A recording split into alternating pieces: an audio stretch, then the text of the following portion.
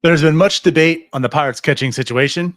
Is Henry Davis's glove good enough to play a major role in 2026? Does Joey Bart's bat provide enough value? What better person to discuss this than the Fort himself? Tonight, we are joined by Michael McKenry. So stay tuned as you're listening to the North Shore 9 podcast presented by FanDuel.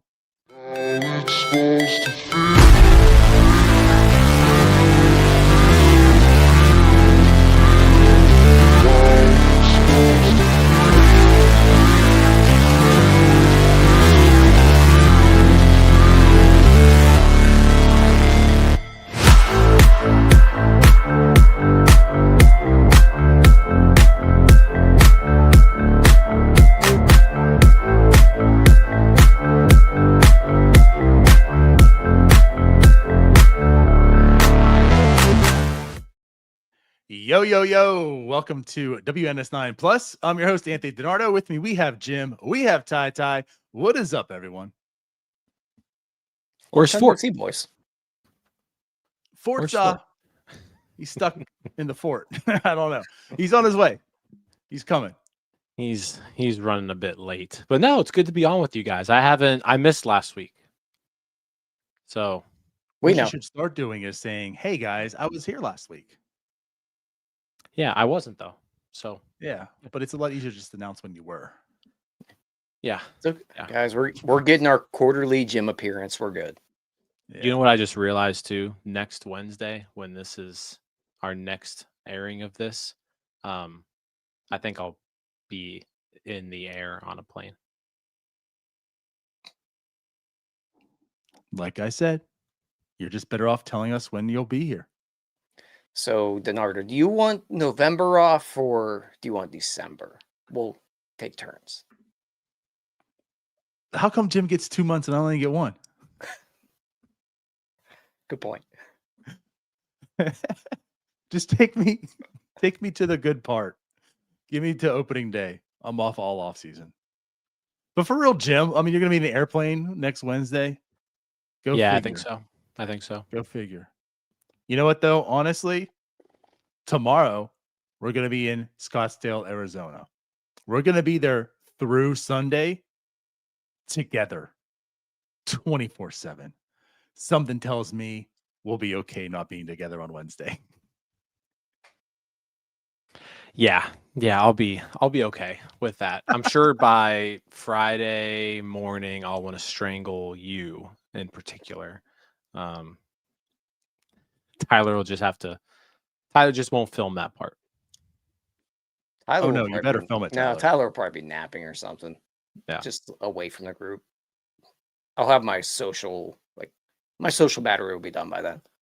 Yeah. But no, I'm excited to have Michael McKenry on. I feel like he hasn't been on in a while. Excited to get his thoughts on not only how the offseason has started with the many non-changes that happened, but yeah, the catching situation is certainly a conundrum because you've got one guy who seemingly can't hit, but the pitchers like throwing to him, obviously. And then you got another guy who can at least hit a little bit. Pitchers don't like throwing to him, apparently. And then a couple other guys. So that are in the mix. So yeah, I'm interested in hearing Fort's thoughts. But there's some comments in here I do want to talk about. But while we're waiting for Fort, do we just want to bring up an extra thing that happened today? Sure. I'll tell you what. Before we do that, though, shout out to Pierogies and Nat for becoming our newest YouTube member. We appreciate you. So thanks a lot. Did you guys see the Clint Frazier tweet? Oh yes, I quoted it. I did not. You quoted the Clint Frazier tweet? Yes, with Captain Chris, because he's the most photogenic person in Pittsburgh, by the way. So Clint Frazier, the very famous Clint Frazier from the New York Yankees, who every single Yankees fan. Perfect. My best version of Jim. Every Yankees fan, Clint Frazier for somebody. Just anybody good. Clint Frazier was the guy who was coming over. And yeah, Clint Frazier today. Please stop with the trades involving me to the Pirates. I don't want to go to Pittsburgh. Trade vetoed. Oh yeah, those are some What are our fighting thoughts on words. it? Yeah, what are our thoughts Because on that? my thing too is if he said Pirates twice, you know what, Clint? I get it. No qualms. I respect it. Because this is something we've been talking about for some time now. I mean, you're making an environment where free agents don't want to come to. That's on you. How do you change that, right? So, like, hey, I don't want to play for the Pirates. Get it. That's not what he said. That's not what Clint said. He said, I don't want to be in Pittsburgh. Oh, gloves are off. We are battling now. Punches to the face. I mean, we still give Noah Syndergaard crap That's right. just over that video, but yeah, you know what, Clint? We don't want you either. We have enough bad baseball players. We don't want another. I think that's the funny part for me is that Clint Frazier was bad. And like all the trades that the Yankees fans were mocking to the Pirates, they were awful trades because Clint Frazier was in them. Well, Clint Frazier, we don't want you in Pittsburgh either, and we never did. Like ever. So But there's a reason that every time Clint Frazier was mentioned in a trade scenario, Pirates Twitter lost their damn mind because nobody wants him either. Yeah. And this all goes back Why? He stunk. to Garrett Cole. I mean, it was Right. Andujar and Clint Frazier together. It goes back to Andrew McCutchen the first time around. That's right. I forgot he was in all those too. I was thinking Cole was the first, but no, it was Kutch. Damn, I forget who else was in that. Yeah. But yeah, Yankees fans have been trying to trade Clint Frazier to the Pirates for a decade. Yeah. Like an entire decade. He's literally watching the game from the stands right now, and he's still being traded. Also, I don't blame him. I wouldn't want to come to Pittsburgh either. No, Ethan's saying this isn't anything other than funny. Ethan, we're supposed to get mad about everything. This is the internet. There is no fun. There's no fun. That's right, Ethan. Although, shout out to Ethan. Mr. Baseball America over here. Yeah. Congratulations, Ethan. And for everyone who wants some good insight, go check out Ethan's Substack also. Patreon. And Substack. Check them both out. I've already used it. I've already used it multiple times. It is well worth I think I pay $3.49 a month for it. Well worth it. Same. Yeah. Now. But yes, I suppose again, like you're supposed to be angry. It's worth way more than a $4.99 MVP NS9 membership. Shh. Don't tell That's him. the part you're not supposed to say out loud. You know, hey, you can actually, you know bundle what? for That like MVP $7. membership, it's a pretty good deal. It's a pretty good deal, especially with the giveaways. You basically, honestly, Did Ethan give away an Ono Cruz autograph? I don't think so. He didn't. Did he give away an NS9 mug? I don't think so. I'm just. It's a good point. For like $8.98 a month, you can bundle Ethan's subscription with ours. Just do it through his website and then do it through ours. We should make like some sort of package. collab. Yeah, some sort of bundle. We're going to become like Hulu soon. Just start buying out other people's Substacks and Patreons. And if you want one, you got to get them all.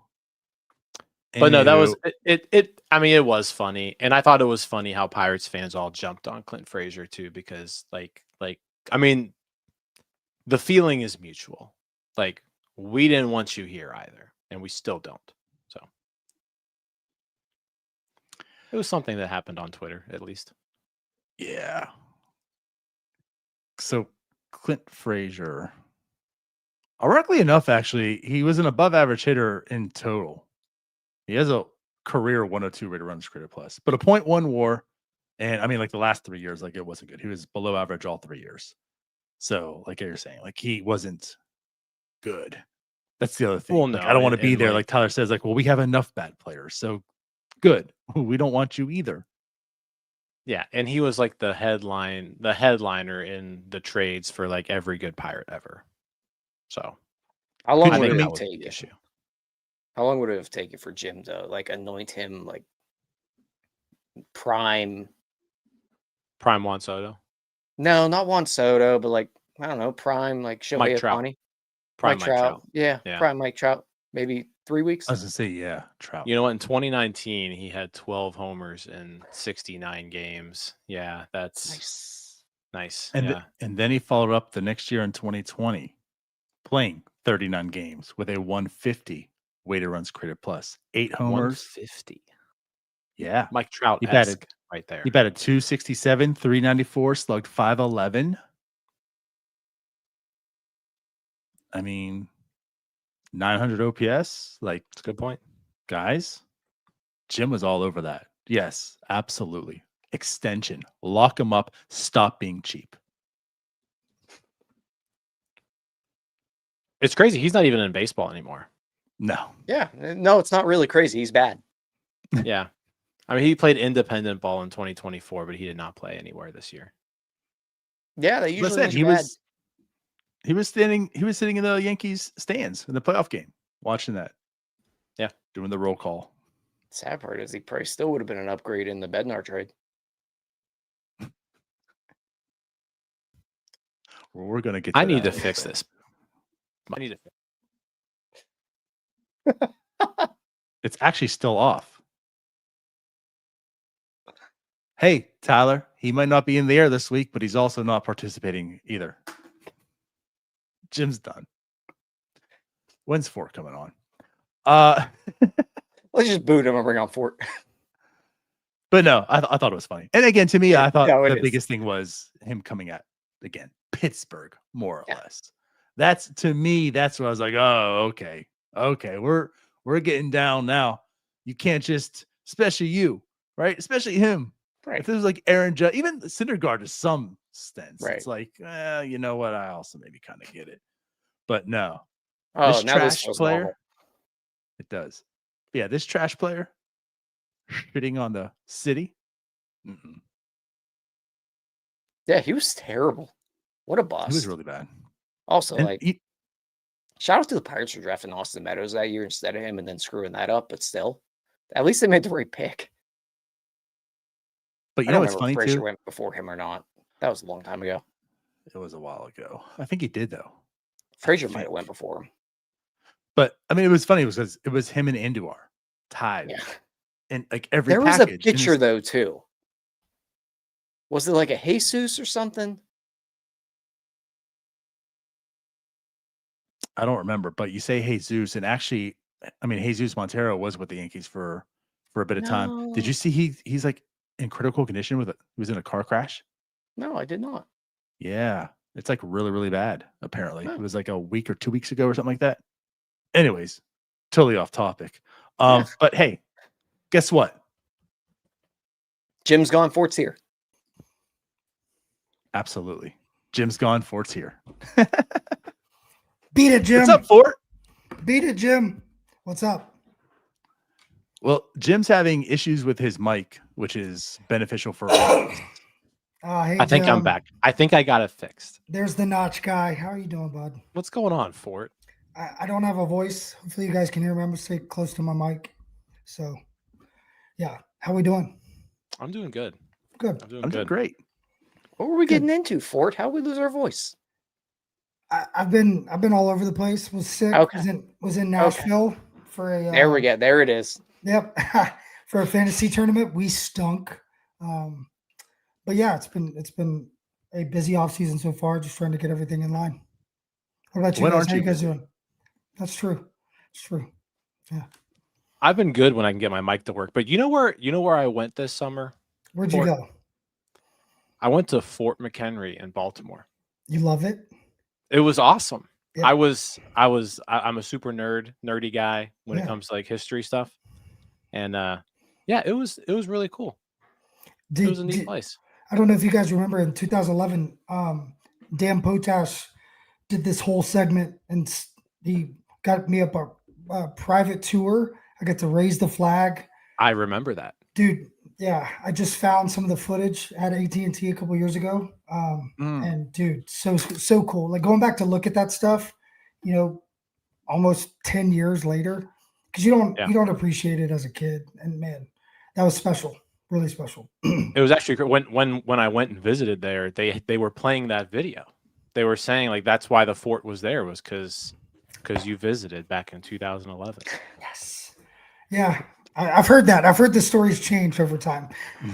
Next will be the Star Spangled Banner. That'll change. But yeah, right. Come on. So yeah, we're going to talk some catching today, or I want to hear your guys' thoughts on the season. Deal. All right. Do you want the condensed version or do you want the full version? Because we only have an hour or so. I got a flight to get. How about this? How about this? Give me one positive, one negative, and then something to move forward with. Okay. Who's starting? I'll start. I'm not going to go with the obvious positive, which is Paul Skeens. Thank you. I'm going to. Paul Skeens is not allowed to be talked about. Yeah, I'm going to say, I think the biggest positive for me that was maybe like unexpected was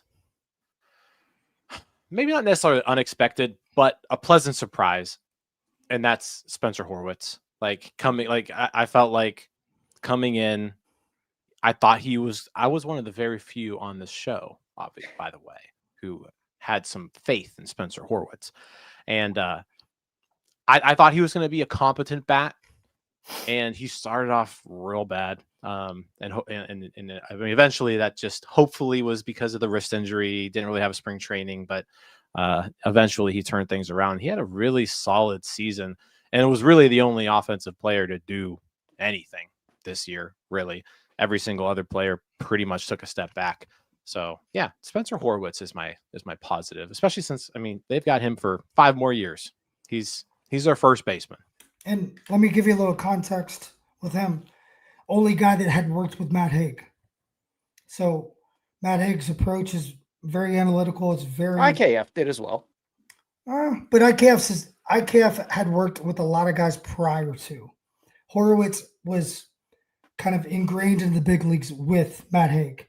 So some of the different thinking and, taking those chances that Matt Haig wants you to take, because he's not a big mechanical guy. Horwitz was really good at it, and he understood it. And that's how he maximized a lot of his capabilities. And I feel like he knows himself really well. So that's a really good pick. Next.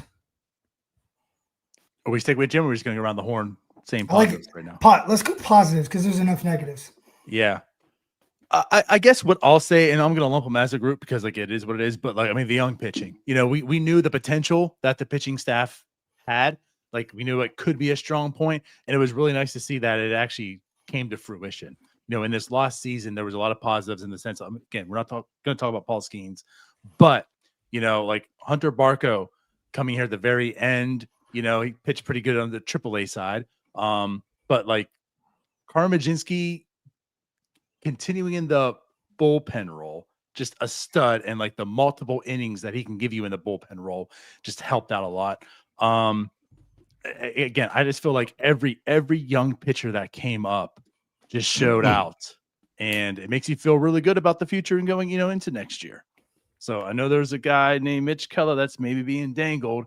And again, I'm not here to debate that, but I think the reason that you can even entertain that is because these guys gave you some confidence. You trade him, you're going to have to replace him. Okay, here we go. Next guy. You know what?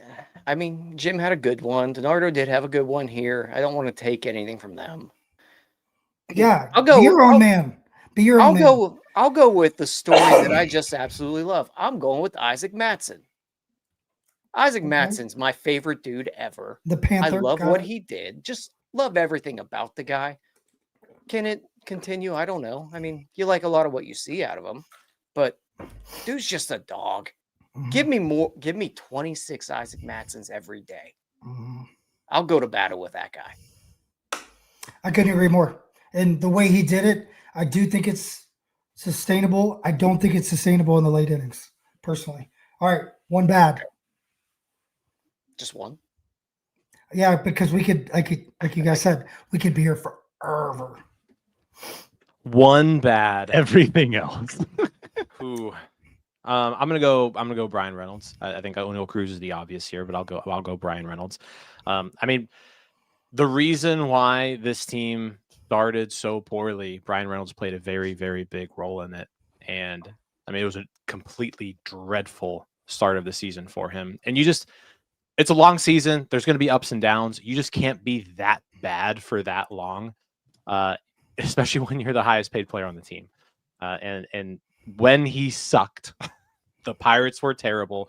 And by mid-April, they were out of the playoffs. They were out of the playoff race in 3 weeks. I'm glad you brought that up, because how they handled Tucker in Chicago when he was really struggling, they sat him down for 3 or 4 days.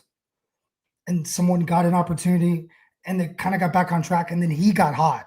And I think that's something we have to learn moving forward. Hopefully Donnie doesn't have an issue with that, but like, you're nailing something that I can't wait to talk to you guys about when it comes to our offense, because the narrative out there is weird comparative to, like, let's ask a couple questions and see what happens. So I'm with you on Reynolds. And I guess what I'll do is, I mean, again, like Cruz is the obvious also, and that's probably one of the biggest ones, but maybe go a little bit different here and just say the Bednar trade. I think like as a whole, because even like you and I talked about this, you know, in the offseason for like coming in, like, is this an opportunity time to like lock him down? You know, coming off that bad year, you still believe in a lot, and like maybe they should have, and I think they missed that opportunity, and obviously they trade him, and it's going to hurt the bullpen to some level. I don't know if I really love the return. Well, I know I don't really love the return. I just like the Bednar trade in total. That's a bad. I have no words. Those are two very good picks, and I know Neil Cruz is probably the right pick here, just the step back he had offensively. We all had to make sure we said it. I'm not going to say Neil Cruz is the boring pick. I'm just going to go with, and this is a mixture, and it kind of ties into today's show as well. It's Henry Davis's bat. The bat this year just did not play. So why him over Joey Bart? The bat was better with Joey Bart, and I'm just going bat wise. Yeah. Defensively. Okay. Yeah. Defensively, night and day. But bat wise, a 41 weighted runs created plus out of Henry Davis, just it's not going to play. He's got to be better. Well, he has to play, which he did towards the end, but he didn't start that way. So we'll get into that, I'm sure. Just keeping the whole show tied together here. I love it. Yeah, you're teasing. It's called producing. I love it. Yeah.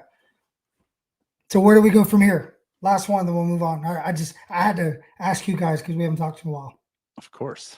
Like, what is your biggest thing? You guys tweeted out something today. I sent it to Kutch. He saw it. He loved it. People get sensitive. They're not going to spend money. We're never going to be in the playoffs. But we're really close. What do you think it'll take? And be creative. Go. Like, what's it going to take to go to the playoffs? Yeah, you get one move. I get one move. I'm firing the general manager. Okay, that's a great move. Next. I mean, I'm Jim asking, got to go first. Yeah, I'm asking you guys. Like, that's my move. It's your all's thought. Yeah, of like, what would make us go that's forward my the move. most? Perfect. That's my move. Getting someone new in the general manager position who has the ability to put together a competent offense. Okay, next. Yeah, well, that's all of us. So I guess like then it comes down to like what's the move, and I mean I just feel the problem is that's why I'm asking, one move isn't that's not happening, right? So he's here, he's staying. So like that's what I'm trying to tell you guys. Like, what's the other move? Because there's always different ways. Well, that's what I'm alluding to. Is like take it away. I don't. The thing is, I don't think there's one move that's really going to make the difference. I think there's multiple moves. So I think that's maybe it's like what's the first move I'm going to do? I mean, I think third base has to be addressed. You have to find someone who's competent, more than competent. You know, again, like. So who is it? What do you think? I don't know. I mean, I gave my little. Wait, actually, who did I say? Oh, Muncy. In my little thing. Max Muncy was my third baseman. But again, it was a stable of players. I felt like if you got 2 to 3, now you're maybe Why not cooking yourself. Triolo? Well, honestly, if you want my opinion, I want Triolo because I assume Connor Griffin's not going to be opening day. Although if it's my job, It's your job. I'm giving putting it to you. Connor Griffin opening Yeah, day. but you and only I'm get keeping one. You only Triolo. get one move. Yeah, that's true. That's Right, true. that's the problem. Again, I got one move. There's so many that need to be done. We can build off of that. We can build off of that. But yeah, again, like I like Triolo, but I like him as like right now. I want him to be understanding Connor Griffin's probably not going to be opening day shortstop. I want him to be in the shortstop role. I think that's where you can get good value for him. And again, because that allows the Pirates to then go after a real solid third baseman. And then once Connor Griffin's up here, Trillo slides back into that utility role where he flourishes and he's up for a Gold Glove again and probably a third one next year. You know what I mean? So I think what's important is getting a real third baseman who you can slide in right in the middle of this order. Next. You know what? I'll keep it somewhat realistically. We could have some fun and say go get Kyle Tucker or something crazy. And mine's going to be crazy as well, but screw it. Let's go get Kyle Schwarber. Let's just go get Kyle Schwarber. Let's hit nukes around here. Doesn't have a position, whatever. Yeah. Let's go hit 50 bombs. You need balls over the wall. Let's go get it. Okay. Ford thinks that's the dumbest thing he's ever heard. Somebody's got to hit around him. That's my guy. Well, you only gave me one move. I know. That's what I'm saying. Right. That's what I'm saying. All So right, we now fired Ben. We got Muncy and we got Schwarber. We're cooking, baby. Yeah, Yeah. see? I mean, Bob's got what you pissed, want. but it is what it is. It was your all's moment. You know what I mean? Like, you guys can do whatever you want. right. All right. My move, though, opens up a lot of options. So I think my move wins. We'll never But know. We'll never know. disagree. We'll never know. Right, wrong, or indifferent. We'll never know any of our moves. You know, the reality of it is, I do think, because I've heard both sides, and I think it makes him and Donnie have to, push against each other. Be accountable together. It changes everything for me because there's not a distant relationship. There's not a past understanding of, where they wanted to go, how they wanted to get there. That's what Sherrington and Shelton had. So I think it is a little bit new. It's going to be interesting to see how the dynamic goes. My biggest thing is I want the handcuffs to be burnt. I want everything of the sense of protection or anything to be gone. I want to go. I want to set guys up for success. I want to make sure that we're trying to literally win every game, no matter what. No protection, no, low volume games, nothing but win, win, win, win. Because that ultimately, the moves they've made thus far, and as quiet as they are, that's what they're telling you as fans, as an analyst, as a broadcaster. That's what they're saying. It's like we're going at it. They've said it over and over again. Okay, let's go. So they put themselves out there. They've not done that in the past. They've touched it, but now they've really done it. I'll push touched back. This last offseason, I said it's time to win in big bold letters. That Yeah, was but they did make a Be move. accountable together. But they did make a move. I'm not fighting that battle. I'm saying if everything goes right, Donnie stays Donnie, the staff he's hired around him are baseball dudes. There's more guys around the players that have been in the dirt, and there's more of that old school, hard school Pirate way. There's a chance because we have real talent. It's just who's Everywhere. if the best players make the team, I think everywhere. Obviously, I do think there's some roles So you're that could talking be Connor filled. for one. I'm talking Connor. If Tamar, can get up, he'd look pretty good somewhere. Connor makes him better. That Valdez kid's having a really good, Crushing fall league. So Oh he'd yeah. look great in left. So it's just you have to make those decisions though. Those are the decisions organizationally. Do you go spend it, or do you take pitching, incredible defense, and trust the young guys? Because you'll be electric. You'll be similar to the Brewers, but you got to play like that. And that's the biggest question marks for me. If you'll play with these guys the way they can play, I'm cool with it.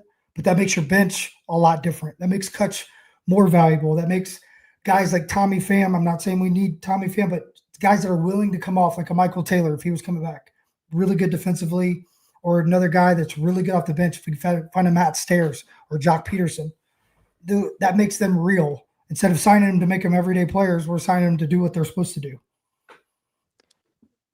I guess I'm still failing to see how they're going to score any runs. Run. Because, like, I mean, I think that's like going back to the disappointments this year. If you have 4 guys, there should be 3 to 4 guys hitting 20 homers on our team. Right, and there's not. There's one. And barely. That's what's got to change. You know? And I think that's what was, I think, most disheartening about this season was, like, we saw Nick Gonzalez take that step forward last year. And it was like, okay, I'm looking forward to seeing what Nick Gonzalez can do this year. And he took a pretty good step back, both defensively and at the plate. Like but you got to remember, have a good year. Yeah, but you got to remember how the year started. Okay, I mean that's fair, right? But it didn't start it off. It didn't end strong either. Correct, but all these guys are out of position. Spencer Horwitz should not be hitting 3rd or 4th in our lineup, right? O'Neal Cruz hitting 200, Bryan Reynolds hitting 240. That put a big damper on our lineup. Joey Bart not hitting 12, 13 homers put a big damper on our lineup because it got really thin, really fast, and they rotated guys so much. I mean, at the end, the last 2 months of the season with Kutch, look at who was hitting behind him. There's no way anybody on the planet is pitching to Andrew McCutchen with the guys hitting behind him. It was a rotating effect of guys. Same thing with like O'Neal Cruz. He's behind Bryan Reynolds, and Bryan Reynolds is not getting anything to hit. He's getting frustrated. And then there's a ball off the plate strike. You're out. And that's the biggest thing. Without having some guys like Joey Bart, Henry Davis, some of these guys do what they're capable of, it really hurts that lineup. So like Nick Gonzalez hitting 4th half the year, that's tough, right? Because he's not a 4-0 hitter. York not being there all year, really tough because we didn't have another guy that could just make solid contact headline drives like Nick Gonzalez. If you have 2 of those guys in the lineup mixed with what we have, it would really help. But we didn't. We had guys that could walk. So we never had a flowy lineup, if that makes sense. We were trying to match up and play the game. I agree. I guess my thing is like, where are you going to find these guys? Because I think this team has a lot of players who slot perfectly into 7, 8, 9.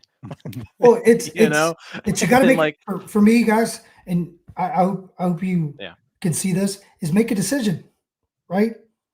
If Cruz is gonna be your guy, right? He should have a huge step forward next year. Mechanics were off, but like he also has never played center field. You made that decision.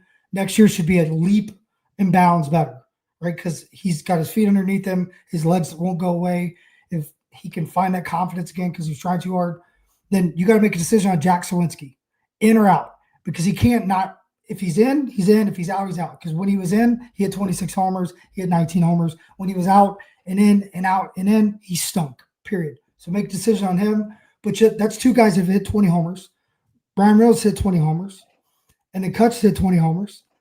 I think Gonzalez has a chance to be a double-digit homer guy, if not more. And you start looking down the lineup, if they got consistent at-bats and they made decisions, and you put Connor Griffin in there, and you put a guy that's hit 20 homers the last 3 seasons in the minor leagues in there, that's 6 guys that could hit 20 homers next year and a bunch of dudes that could run.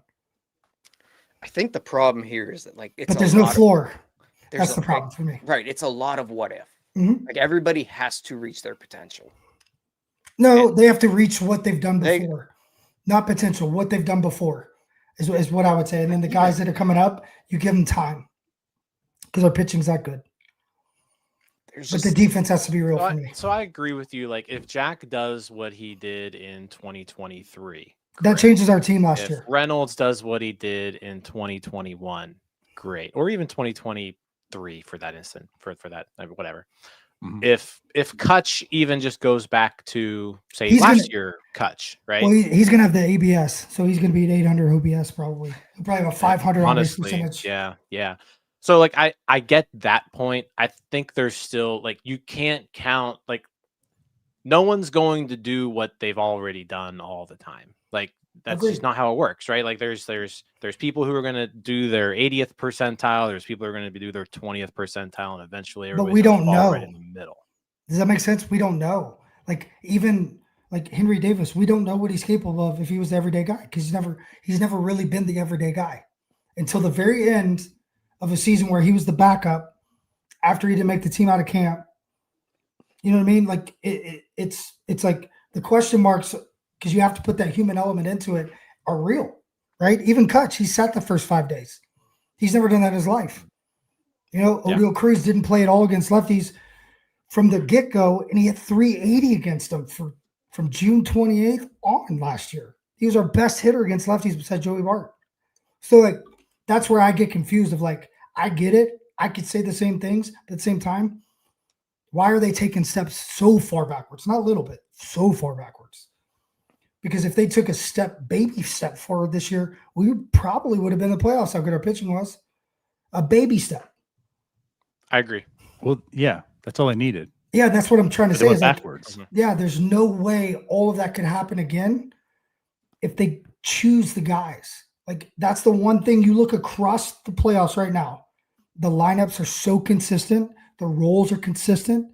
What they're doing are consistent. We got to stop searching, right? If you're going to search for a treasure and you have it right in front of you, choose the treasure you have. Don't try to force something. I told KY this, play with what you have, not what you want. And that's what we have to start doing in my mind. I agree with all that, but also at some point the players have to take some things into their own hands and just be better. Like, not everybody on this team can be as bad as they were. And yeah, I completely agree with a lot of what you said about the role part, keeping guys consistent in the lineup. I don't like the shuffling But of we guys have down. we had no one player, not one, offensively, that was like, yep, that was a huge step. Maybe even the last 2 years, you could say. No. And that's what I'm trying to say is like, it's like, all right, so maybe we can get that guy, but why would they come? Why would Kyle Schwarber come here unless you gave him $7,000 billion? Yeah, no one's coming. Then there's resentment, right? So what I'm saying is they will come if we pick the right people to complement now, and then forward, it's done. Because this is an incredible place to play. The city will be absolutely all in if we start winning. So that's kind of what I'm saying to you guys, because I know you guys think about this stuff a lot, and I want to make you guys think a little bit. Is like, what's realistic? You know, if we look at it, like if we made some actual plans, like Peguero, we don't know what he is. He's never had a real opportunity, and where does he fit? Because that's the problem. The bats don't exist for everybody. You can't throw Canario out there for 4 at bats, and then 2 weeks later throw him out there for 4 bats and be like, he just can't hit. I don't know if he can hit. He hasn't played. But I know if he played every day, he'd probably hit 20 homers. But is that what you need? So it's constructing a actual roster. And that's the one thing I don't think we've done. We've been searching a lot. Does that make sense? Well, I think that makes a ton of sense, because I think the person who is in charge of putting the roster together. Oh, I just teed him up, didn't I? You did. So you agree with me? Like the roster, the person putting the rosters together has not done a good job. That's plain and simple. It's the fast turnover. And that's what I was going to like. Even Henry, I mean, like I know we were going to talk about catching. You guys promoted it. Like, it's hard to understand where he's at. I mean, he got to the big leagues as fast as Buster Posey did, but he played right field. He couldn't catch. He was bad defensively. Well, all that's been crushed, and now he can't hit. Every scouting report on the planet said he could rake, and that was a completely slam dunk type thing in the draft. What happened? Right? And he had to do everything he's never done 9,000 times. So if he goes in next year as the everyday guy and he doesn't hit, he's gone. But he should hit, because he's proven every single time he's been able to bounce back and get better because he's learning from it. Most guys can't. But like with that statement right there, and that's what I was kind of coming with this, is like, I mean, I do believe from what you're saying also to some level, but so far the information we have at hand is a lot of these guys aren't doing that. And so how do you, like, as the GM, and again, like Jim said, I mean, if you're debating on this is what should have been done, I mean, like, then why hasn't it been done now? Like, why are you going into this season with still all these unknowns? It's like, if you're going into this season, it's so pivotal. I mean, you got to imagine it's so pivotal.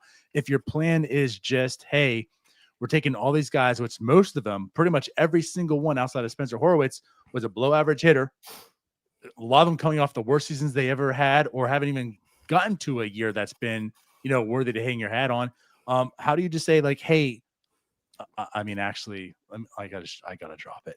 Basically, what you're just saying is the plan next year is, and you guys need to keep believing. That's like basically you're just hanging your hat on saying, like, we just got to believe, and if you believe, we'll get there. You know what I mean? Like, it's hard to sell, and even like for me myself, like if I'm the GM, just to say, like, well, you know what, if we just believe hard enough, we'll get there. Not many people have shown that they're capable of doing what you're stating, and I understand that it's not like the best situation for all what of is them, he? What is he stating?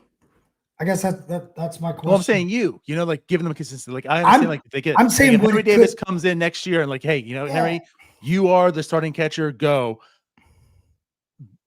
He was bad with the offense. But my whole point is, have they done that? They haven't. Exactly. But I'm saying part of it is, well, then it's your fault that you haven't done that. You know what I mean? Like who's to blame that they've done that yet? Maybe they have, but like, and now you're hanging everything on like well, maybe if we just give them consistency, maybe we just give them the plan.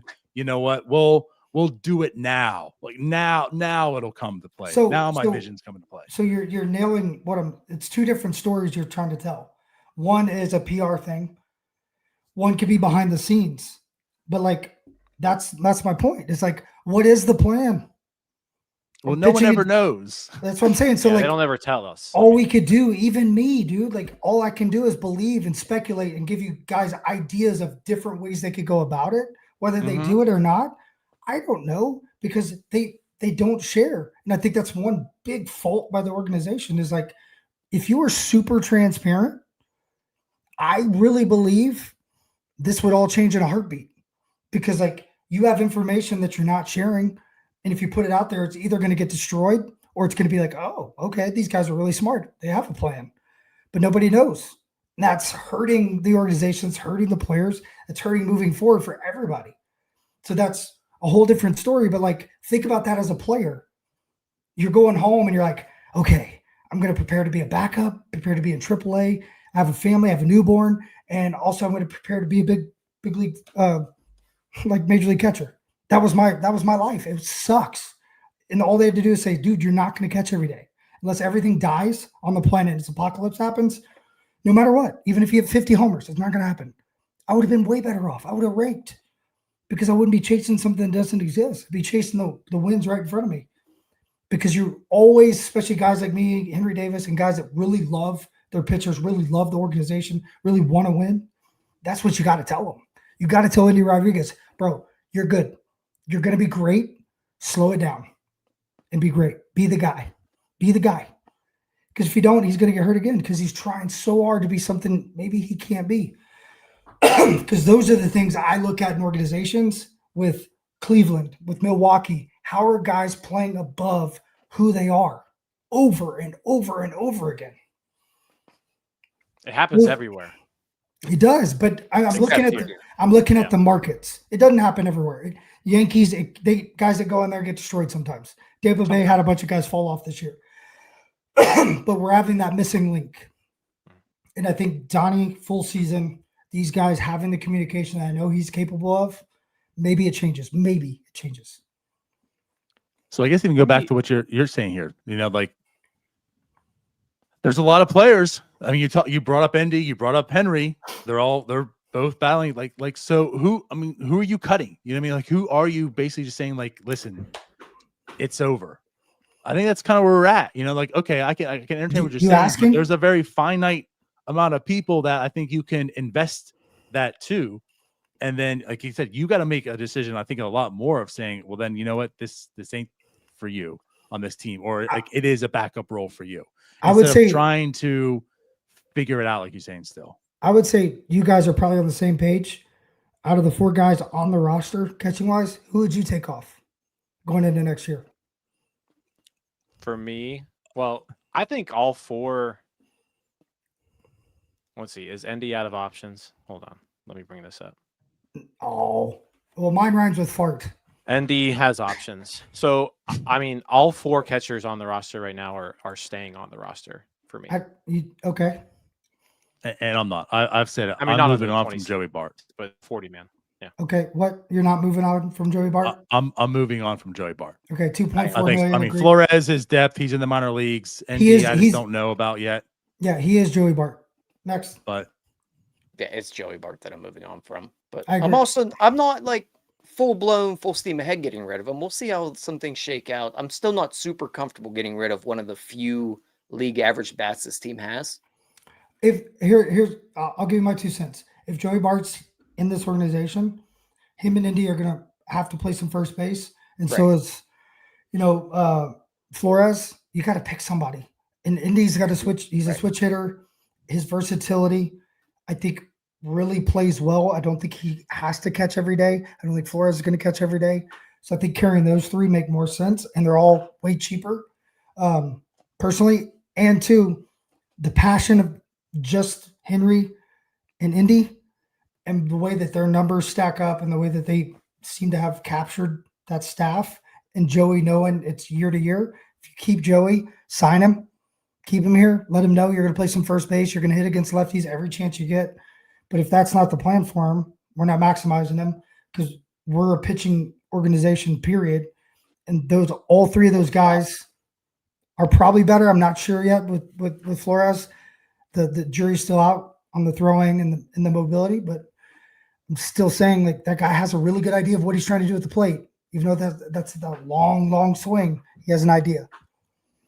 I'll say this: they seem to be very high on Flores, much higher than I think more at first base than which is weird. Yeah, and I think Flores could play a nice role as maybe that guy who just plays versus lefties. I don't think he's someone you want to be given every day at bats to. I think that could just turn into a disaster.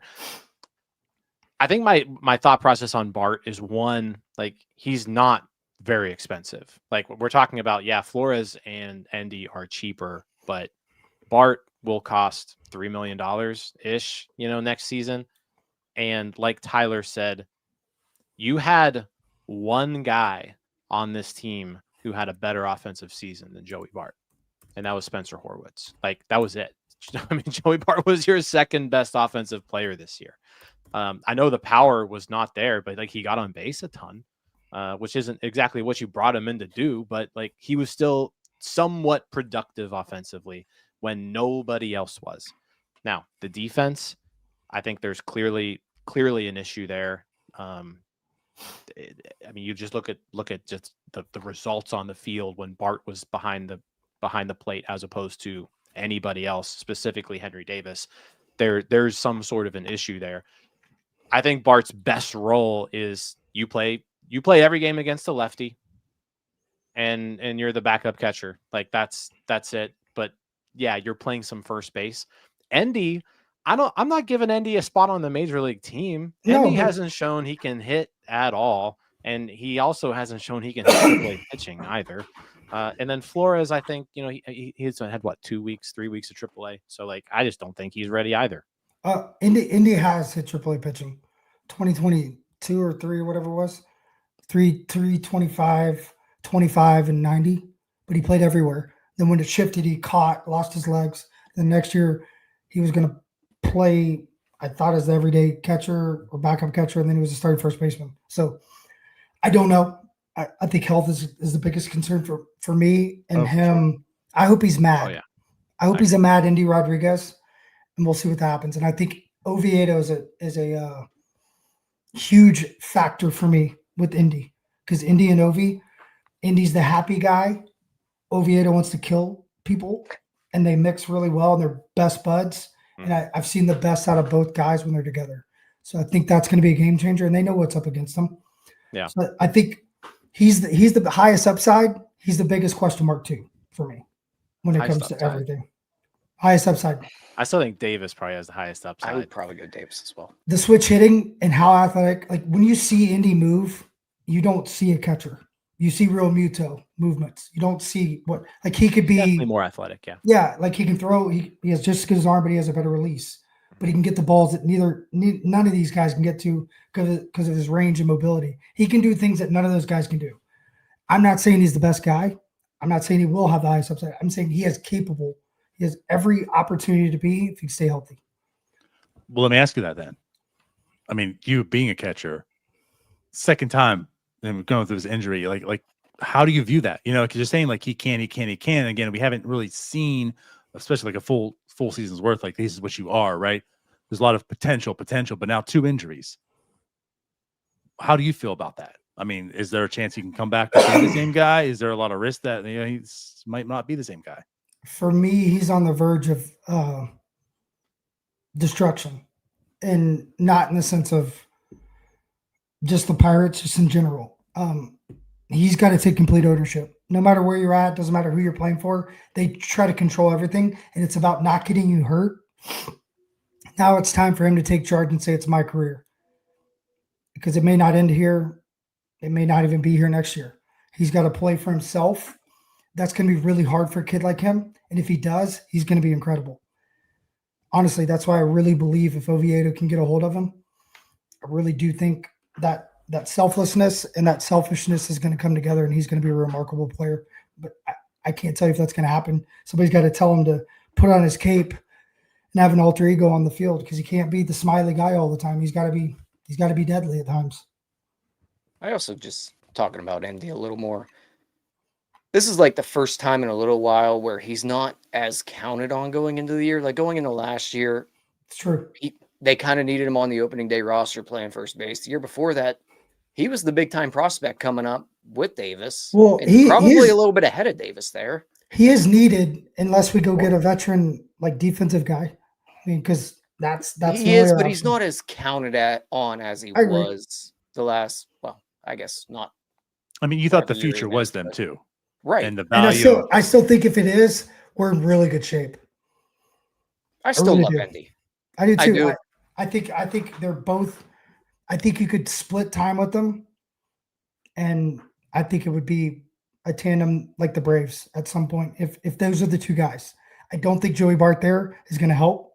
I think Flores will be in AAA, and he'll be the puppy waiting, and he'll get opportunities like to come up and platoon and possibly catch some. But catchers get hurt all the time. Yeah, exactly. But like keeping him fresh, because it's good to have a guy fresh, right? That can come up and start. You don't want a guy to come up and be a backup unless he is a backup, right? You want a guy that can come up and play every day. But I also think, like going back to what Jim has said about Andy forever, now's a great time to treat him like that Dalton Varsho that Jim's been talking about.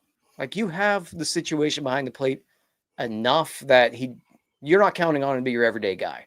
Yeah. Davis probably should be that guy going into next year based on what you have at this point. You can get more creative with Andy now because of the strides that Henry has taken behind the plate.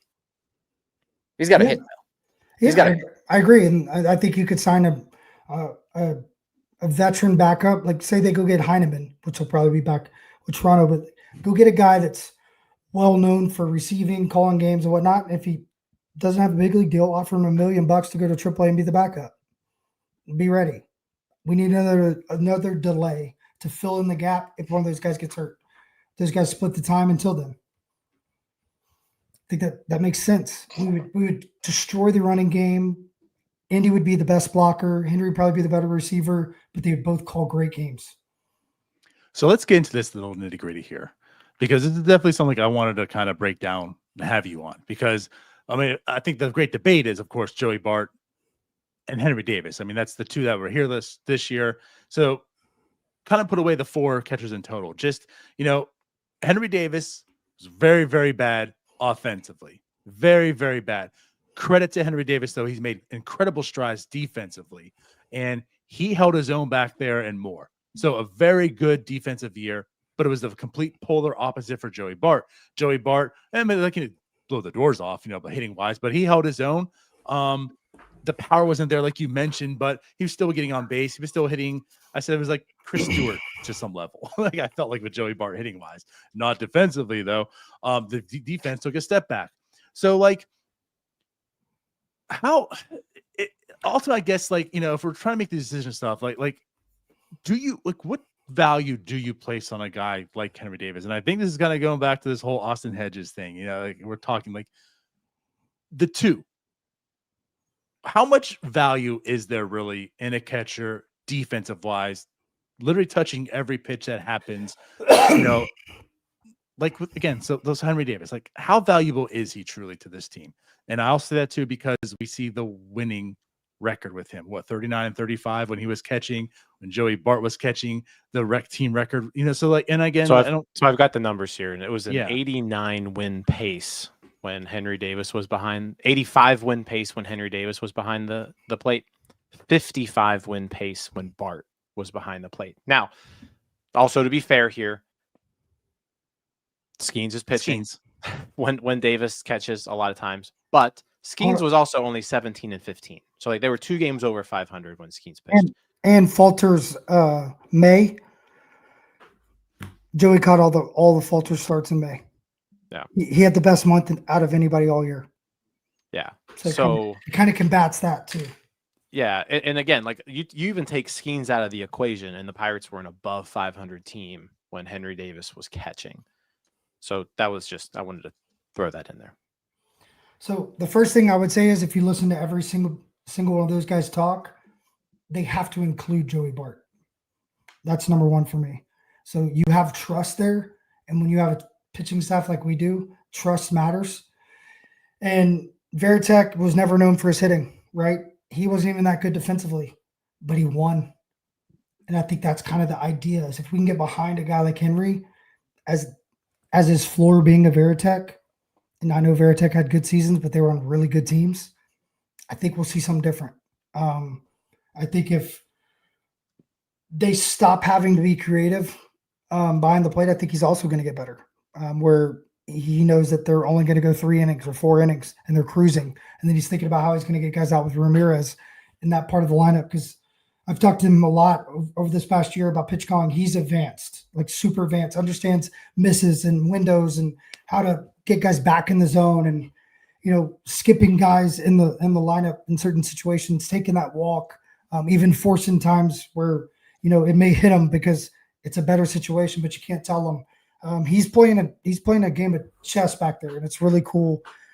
Now that he's done it, I hope that will take a little bit of, you know, comfort and understanding to where he can just go hit and move off the plate and stand up a little bit to clear space and move better. And with Joey Bart, for me, like watching him in spring training was a big red flag. I mean, he trained a lot by himself. He did it different than everybody else, and he was very stubborn about it. Right, wrong, or indifferent, like that's what he wanted to do, and I respect that. But when it didn't work, he had a hard time adjusting, and I don't think he could ever catch up. He's never had more than 280 at-bats, which he had the year before. This year he had over 300. Maybe if he gets 300 again, it'll be different, but that's a huge question mark. But all these guys have hit the minor leagues. All these guys have shown that they've got real power potential. Henry's shown that he's got the high OPS side. So it's a tough thing, but when you look at our roster, you create the identity. We want what? Pitching and defense. We want to win by 1 run. They said on the margins, which I hate, and it can't be true. They just need to win the day. Why can't it be true? They don't have enough people on staff. I mean, that's God honest truth. They don't have 3 people in the stands, 2 people in the booth, people writing reports, trying to find, you know, little areas where you can win. And until they do that, you can't win on the margins. You can't compete with the Cubs. Cubs have 17 people watching the game and writing reports, sending them in. It's impossible to say that. But isn't that I don't know. the topic here? But isn't that like where they invested the money last year? I don't know. Like that's why payroll was going to be because they're going to invest in I don't know. analytics and all this. And but that's not analytics. That's somebody but saying. still, That's somebody saying I'm going to watch third base coach. So in September, when they go back to those signs, I know them. It's having an idea so far in advance, so far forward, all baseball dudes, where you can't make that up. You know, why can't so-and-so catch the ball high and pull it in the zone? Why is Kutch running out of bat away, and especially down and away? Why is his breaking balls he's swinging at worse than ever before? Why is Joey Bart 4 to 5 inches off the plate, closed off stance, and everything is just a little bit off this year, and he's not creating space? Like, you can't see it all. And when you make shifts, you can't see it all. Well, there's a lot of teams that can see a lot more. And I'm not saying that's right, wrong, or different. That every team has their reality. They do it their way. And we have a different system. And not saying other teams don't have the same system. I don't know. But I do know other teams that do have different systems. And a couple of them have really good years. I have a feeling this one isn't working.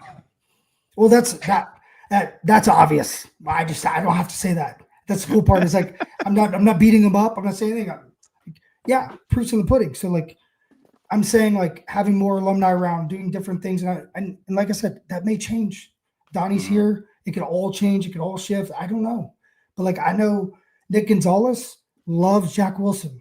I know Neil Walker is an incredible approach guy. I know I personally am obsessed with catching. And I'm trusted by a lot of people. Like KY's the best on the planet at teaching right-handers how to play first base. Utilizing those people is brilliant. And I hope that changes. I know that was a Derek Shelton thing. We'll see. They didn't have any alumni around. They didn't have that extra help. We'll see what happens. Because there's people that care.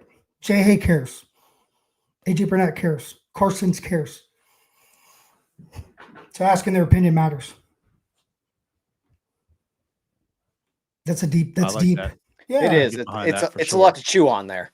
Yeah, and it's something that like I get both sides. You know what I mean? Because if but you're is that part of like the whole closed off nature that we keep talking about? I mean, everything's secret, everything's closed off, everything's like maybe, but like if you're coming into something, I can't imagine being Ben. I can't imagine coming into this. But like I would come in like Hurdle, be open armed. If I was a manager, it's like, dude, the city's won. Like, why would I change? Why would I not want everybody around me that's won? I think part of that is you, not to say anything about Derek Shelton or anything, but you have to be confident in yourself as a coach and a manager that whatever Michael McKenry's telling this guy, I'm not going to be off put that he might be saying something that I'm totally against and saying a different opinion than what I have. Well, you have to, like you said, open arms here. Like, let's listen to other thoughts on everything. Let me throw this out at better you. baseball players. Yeah, I agree. But like, let me throw this out at you. When there's so much influence outside the organization anyways. True. To be able to keep guys that love the black and gold, being more involved, and I have nothing to gain. I have nothing to lose. I have nothing to gain because like if I do the right thing, I'm going to sleep well at night. And I know a lot of dudes that are like that. And if that's your organization, and I can't believe I'm saying that, I truly believe that's what this place is. When I came in, dudes told me the truth. Spanky told me the truth. And that changed my life. Dude, I'll be forever grateful for Spanky. Well, Spanky came to PNC for the first time in the last 8 years this past year. Or last year. It's crazy, bro. Like, that doesn't need to happen. That guy's a staple. And that's the thought. It's like, just what matters, what doesn't. And I think we need to decide really what matters. And I think they've been trying to figure that out, but they forgot what already worked. And that always worked. So to just expand upon that, like I agree with you. Like I think having multiple ideas and opinions is a good thing. And then you pick and choose like what works for me specifically, right? Yeah. So like in your case, you mentioned Spanky, Mike LaValliere, right? Everyone should, maybe the younger audience doesn't really know Mike LaValliere, but if you're 35 or older, you probably know who he is. Like what was it that resonated with you from him? And like, I guess what I'm trying to do is kind of paint a picture of like, what exactly could Jack Wilson do for this team? What exactly could Kevin Young do for this team? What could AJ Burnett do for this team that like would actually spark something meaningful? Well, let's start with Joey Bart. I was Joey Bart. I had 200 and something bats, 240 bats, 12 homers, high OPS. Came back the next year. Russell Martin's in front of me. I was the same guy, and I was pressing, and I was doing these things, and just having somebody that could listen and ask those questions, like, "What are you feeling?" That's been through it. I think is something. I think that's across the board. Something that Spanky did for me is he's like, never trust anybody, not even yourself. And I turned that into something I teach kids today. Is like, here's the ball. It's the only thing that'll never lie to you.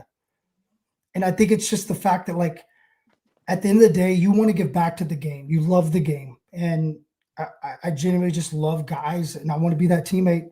And a lot of these guys want the same thing. And it's being able to have Candelario talk about, being out till 3 a.m. and coming in and throwing a complete game shutout when these guys feel like they have to get 9 hours of sleep, be optimal in every single way. And it's like, bro, I didn't sleep for 3 weeks and I dominated. I don't know what you're talking about. But hearing that perspective is real, right? Because they don't get to hear that anymore. They don't get to hear that guys play with broken pinky toes like I did. They don't get to hear I play with concussions and stuff. They're just out of the game. And it's cool to hear that. And players understand. I think a lot of the Pirates guys understand that it's not about overstepping. It's about just saying, hey, how you doing? What's going on? Hey, why'd you swing at that slider the other day? He threw a heater up the way. You had to know it was coming. You went right after it, and they're like, oh, well, I knew it was coming. Blah, blah. Well, what's your thought next time you see it? And sometimes they'll just look at you like, what? What do you mean? I was like, well, have you not played that out? Like, who on the team has a pitch that like that you may face down the road? Have you thought about like how you're going to get your teammates out and stuff? Because we rotate guys in and out so much. Or have you thought about how guys could maybe swing at better pitches or face better guys because their swing playing matches better? The same way you look at it when you're calling pitches. It's just all those things. Like, you just have conversations and let them take whatever they want because it's their career. They're Pirates now. I hope they're Pirates for a long time, but at the end of the day, they may not be. And we've seen that guys rotate in and out of here a lot. But if you look at every team that's in the playoffs, they have this. Everyone, start to finish. So why are we different? And is it working? That's I'm not beating the organization up. I'm just saying, is it working? And that's the question that I hope they're asking. I don't know. They don't bring me involved. They don't talk to me. So I have no clue. I hope so. But I do care about Andrew McCutchen, the David Bednars, the Mitch Kellers that I've gotten close with, that I believe have more in the tank if they know what they're fighting for. Do you not trust? That was deep. That was deep. I like it. Yeah, no, I like it. What were you saying? Do you not trust me?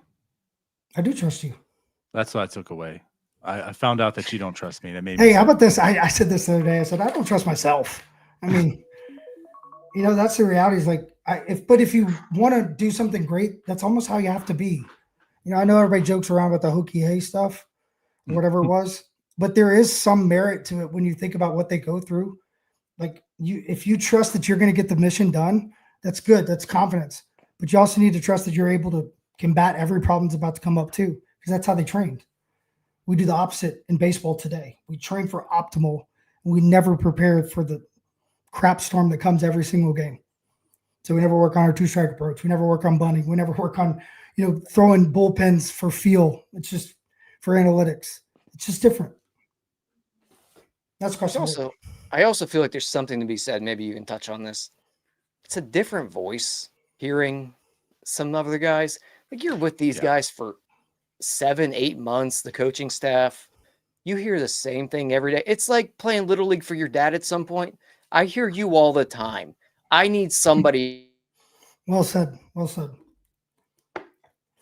Yeah. No, for sure. It's just that outside. I mean, they're too close to the situation. Having someone on the outside hearing you, almost like a little mentorship also. Well, and too, like, safe to go to. There's a reality. There's a P on your hat, right? So I'm wearing USA Baseball. They pay peanuts. So when all of us go in there, it's not about money. It's not about anything, but it's about the kids. It's about winning a gold medal. It's about representing the country. That's why I think it's important about representing the brand, representing the Pirates. What are the Pirates? The history of the Pirates, the city. Because once you understand that, you want it. You go to the blackout game, you watch it, and you have AJ Burnett and you have Cueto chanting through the speakers, and you have Kutch talk about it. You have Marlon Bird come back and speak on it. You have me come out and talk about how the fans embraced me because I just got off my crutches, was able to walk, and they literally gave me a 2-minute standing ovation. I was a backup catcher, bro. Like, that doesn't happen. They embraced you if you embrace them. And if people understand that, free agents understand that, they're going to sign here. Because at some point, money doesn't matter. And Jack Wilson told me this, and I think it's brilliant. First contract should be for money. Second contract should be for the World Series, unless you've already won the World Series like Juan Soto, and he signed for the money. I was like, wow, that's brilliant. He's like, yeah, you take any dollar amount you can on the first one. So you're getting, that advance, and then you can literally chase the win. And that's how I was going to end my career. I was going to chase the win, trying to go to LA. And that's so true. Because at some point, for me, it was never about that. And for some guys, it's not. You just take the opportunity that's given. And also, like, the money's just not why you do it. But, like, some guys, that's why they do it. And that's fine. But if you think about it like that, it makes so much sense. So you got to give these guys one thing. Maybe this is the real winning in the margins. Yeah, I really do think it is. Yeah, it's a good point. It's a really good point. Yeah, I think that has to be defined. Getting the not getting the analytical side out, but maybe just adding a little nuance to it. Well, it's like, what did Tommy Pham do this year? Why has nobody talked about that? How the heck? No, his defense. He was bottom of the barrel to the top. I mean, well, it reminds me of oh God, what's his name? Terrible names, but Corey Dickerson. Tampa Bay. Corey Dickerson. Yeah, Dickerson. Yeah. Exactly. Both in left field. It's that PNC Park magic that didn't work for Bryan Reynolds last year. Well, Bryan Reynolds' numbers went way up in the second half in right field. Yeah, right. Or that's where he's profiled well the whole time. So Pham moved back. Cruz moved in. Reynolds moved back. They owned the home ballpark. They owned what they were great at. It's really that simple. And then they looked at the numbers. Cruz, if he moved back and Pham is back, or moved in and Pham was back, he could take that entire wing to left center, and Reynolds could cover that entire right center pretty easily. But Reynolds had a hard time in left playing deep, and then he was always scared, obviously, to hit Cruz, but then Cruz got really good with communication. So that's going to just be enhanced as long as there's somebody out there that's, able to kind of navigate left next year, whoever that is. But Corey owned it because we had a good center fielder, and Corey owned left field. He owned the entire left side, and he threw out like 88 people with a boo-boo arm.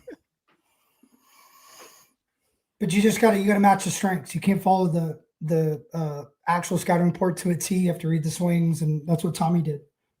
He wanted to create Pham war, which I thought was hilarious. He wanted to create what? Pham war.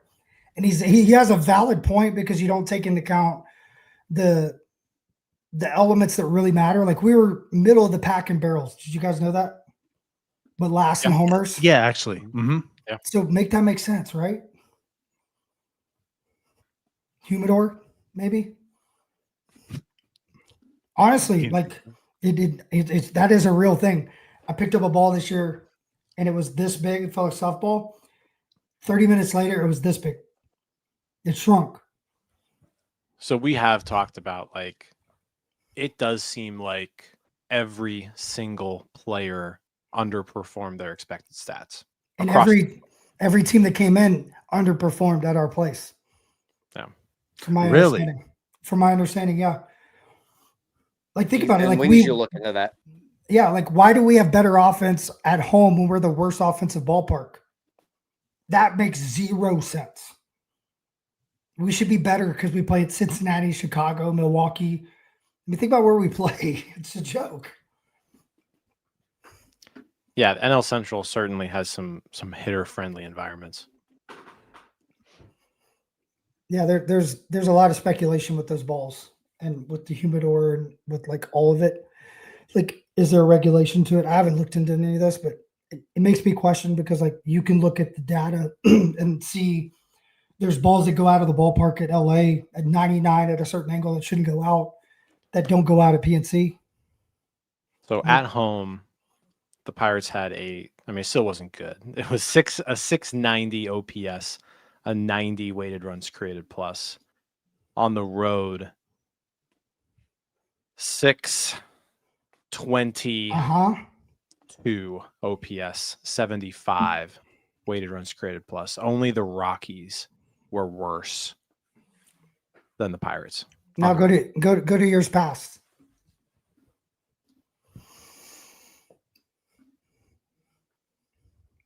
83 weighted runs created plus on the road last year.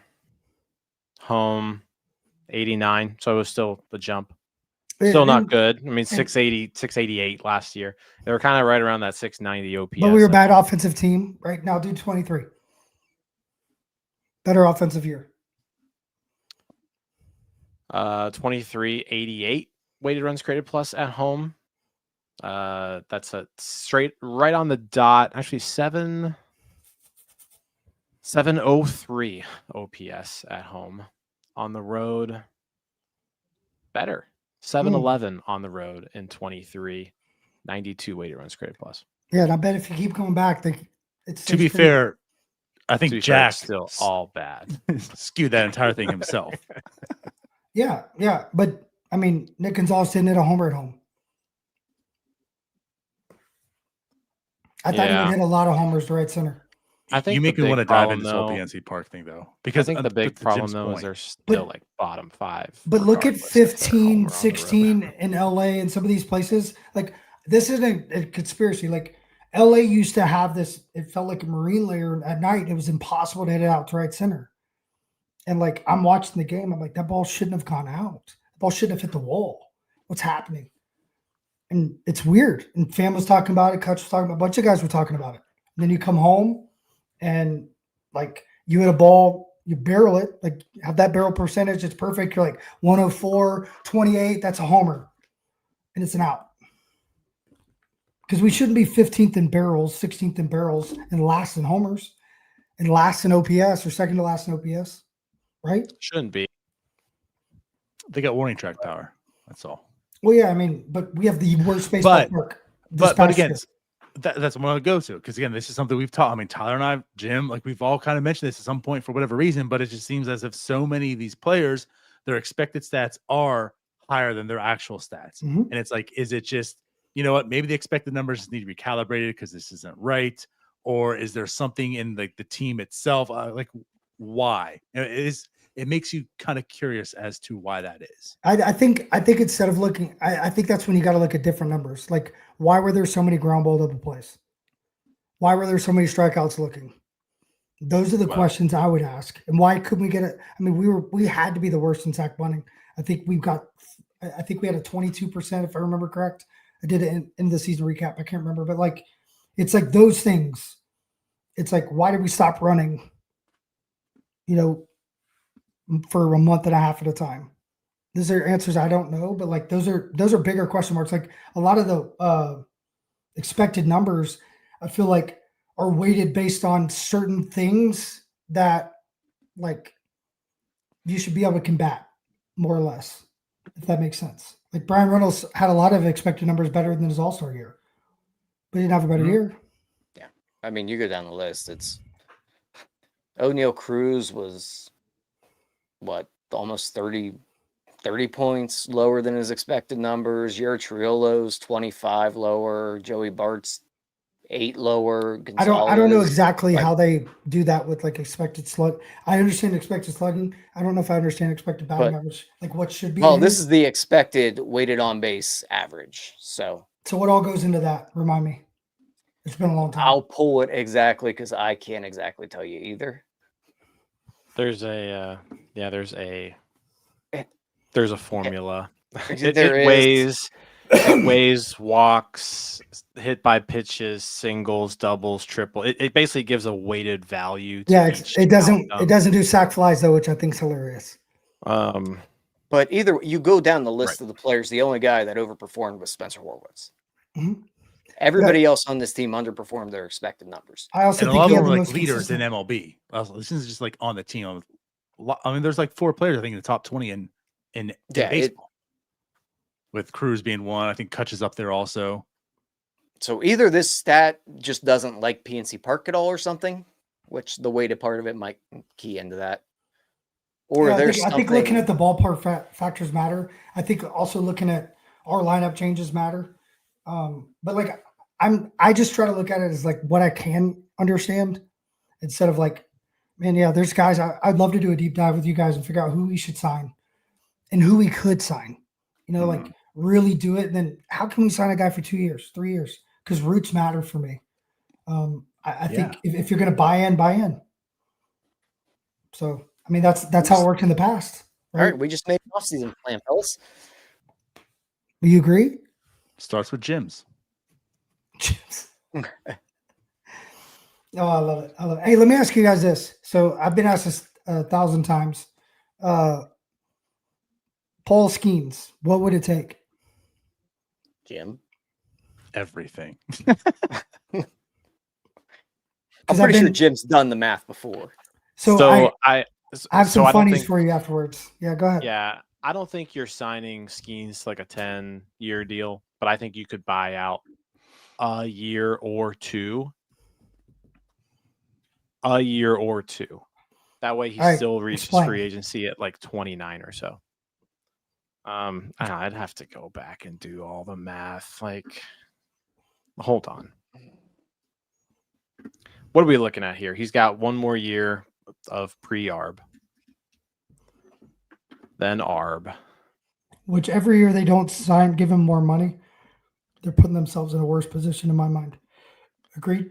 Well, you still got to remember, like, he's going to be somewhat limited in arbitration, even with how good he is. Like, it's just. What do you think he's going to get first year? 8 to 10 million? I think 25 to 30. No, First year? No. Absolutely not. Bellinger was the last one at 18. He's the best I can find. 18. This guy's he's going to have a rookie year in the Cy Young on a bad team. So I'm thinking I got 25. He's going to make about, let's say high end, he's making 50 in the 3 years. So the qualifying offer this year is $22 million. You're saying an agent could walk in and be like that. Yeah, it's a qualified offer. But I can walk in right now and say his NIL is worth 10.5. It's changed the game. What do you mean? His value to the Pirates is not just an arbitrational value on the field, I it's agree. off the field. So if they argue that, which they will, because he dealt with it, he's going to be one of the first. He's going to go in and he could ask for $30 million. They have to give it to him because it'll win the case. No, it's all off of like. There's no precedent to that though. There's there's nothing. There's no precedent to him. It's going to be 2020. It's going to be the new bargaining. Guys, it's going to be the new bargaining agreement. The longer they wait, the worse it's going to be for the Pirates. Wow. He's going to break first-year arbitration records, probably. But he's going to be but it's not going to be 25 million. 11.5. We've got the payroll guy in here, Ethan.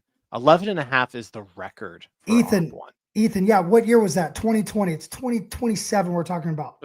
But that's like revenue, like, it hasn't gone up. Like, salaries haven't gone up. But he's going to do it during the new bargaining agreement. I do think he's going to break the record for like dollars in a 3-year ARB period.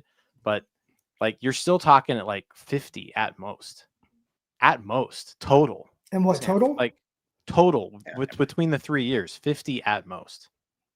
It'll be 4 years, but no. Well, he won Rookie of the Year. No, he's going to be 3 years of arbitration. He's going to be 3 years of arbitration. He's not so you got the full year. So yeah, he's he not won that Super 2. With the Rookie so of the Year. He's got exactly that's 2 right. years of service time right now. Next year will be 3 years.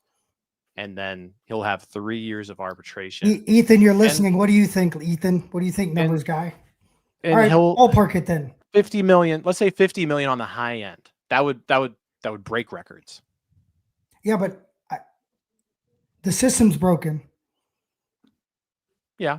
So my guess is, just from my understanding of this guy, the system's not going to fit him.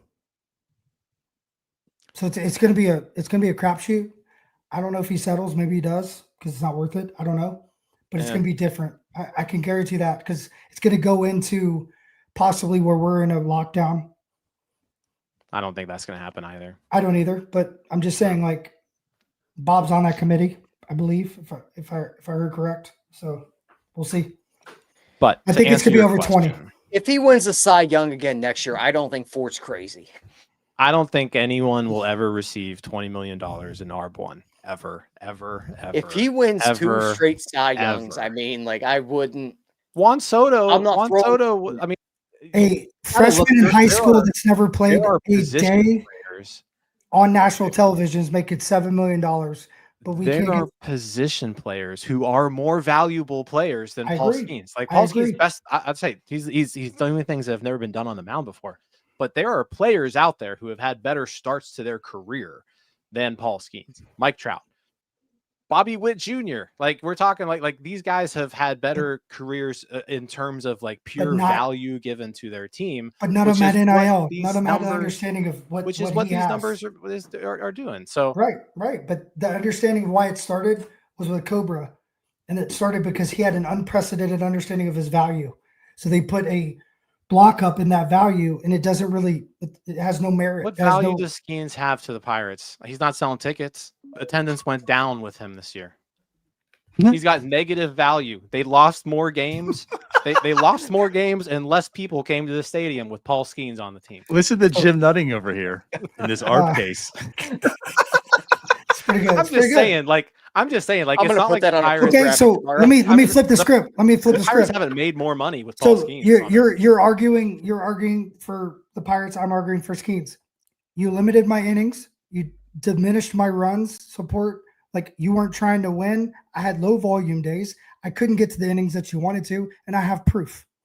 I didn't limit your innings next year, which is the year before arbitration. I let you go out there and they throw 198 innings as a 23-year-old. Like there's man, like it's just not happening. He's not getting more than You're literally 12 fighting million for the Pirates, bro. I'm not fighting for the Pirates. I'm fighting for, I don't think he's getting $20 million in ARB1. And I would be just blown away if that's the case. I think he's getting around 50 saying it's million capable. total. I think it's capable. I'm not saying he's going to get it. I'm saying it's very capable. I don't even think it's capable. That would be like doubling the record. Like doubling the record. I think he's going to break the record. I don't think he's going to double it. Yeah, but did you ever think there was going to be a qualifying offer at $22 million?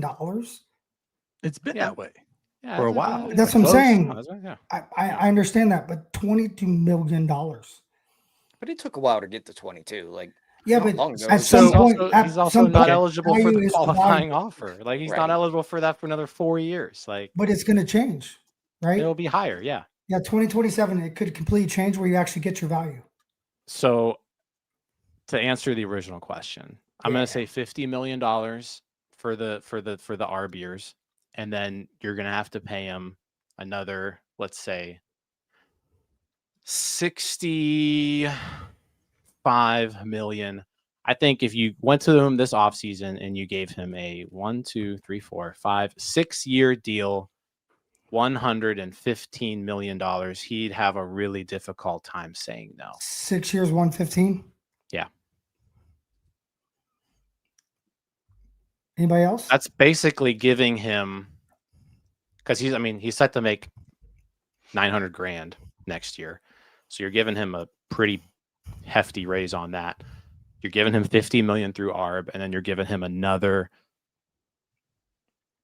like $30 million a year for 2 more years, and he's still hitting free agency at what, 29? But what if that doesn't matter? Because I don't think it does. What do you mean? I think he wants to win more than anything. Well, if he wants to win more than anything, then He's he's not not signing signing any extension for it. Proof. Yep, I agree. If he wants to win, he's trying to get out of here as quick as possible. So, just to put in perspective, Kutch's like value as Andrew McCutchen was almost $3 million just by showing up. If he was a college guy, his actual value NIL wise, if he was a college guy and they changed the sum, is $7 million. I don't know what Skeens is. I haven't done that dive, but like you can deep dive into that and be like, what is happening? You know what I mean? And it's because that system is broken and it's going to change. I don't know how it's going to change. I think Skeens and guys that have been in college understand that. And the value he has is more than money. So it's going to be at RCC kind of how it all unfolds. But I don't think $50 million is enough for 3 years. I think something very different. It could be $50 million on paper, but something very different other than that $50 million is what's going to get him here. Or 115.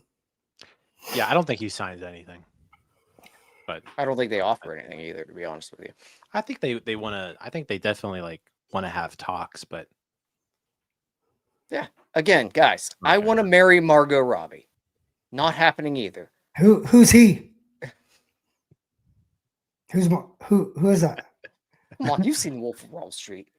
Oh, I still don't know who it is. Is it the? Margot You saw Robbie? Barbie. Oh, You I've saw- never seen. yeah. I've never seen Barbie. Harley Never Quinn. seen- yeah. Yeah, I you know it did. is now. I know it is now, but I didn't know Alright. then. That's Tyler brings up that every time we have conversations about Man, turn the wanting to bring in page. somebody. I know. I'm just saying, every time we have to mention something that's just outlandish and never going to happen, I got to mention my fascination of things that aren't happening. Yeah, but it'd be so cool if it could. And I do right. think I could I dream think about if we're talking extension, the more realistic option is Connor Griffin. Yes. Oh, stop. It's talking dirty. I love it. Yes. That's the I- realistic option. I love that. I mean, I think you could go to Connor Griffin and, and I know the name isn't a great name to talk about, but like you give Connor Griffin the Wander deal, Yes. can't say no to that. I think it's Have him sign it April what's the kid- 15th. Is that the kid in what's the kid's name in Boston? Oh, the Anthony Roman Anthony. That's the deal I'd give him. Yeah, no. I mean, I think that's a nice you can match that up with. That's precedent for him. I think, yeah, for sure. So that's how I think you sign Skeens. Sign him, get Bubba on board. You should get Bubba team friendly big time and get some of these guys on board. And I think Skeens would sign the paper for a more than fair deal because I think he's going to make up so much more money on the other side. And then I would give Skeens as much deferred thing or a lifetime contract. Dude, we'll pay you $1 million for the rest of your life. Period. Done. Let's go. Or he could just go to the Dodgers and get paid $400 million and win 10 And pay World pay 15% taxes and then have a fight to the Yeah. death. Yeah, it's okay. Series, Like 15% taxes instead of 12. Like it's 4.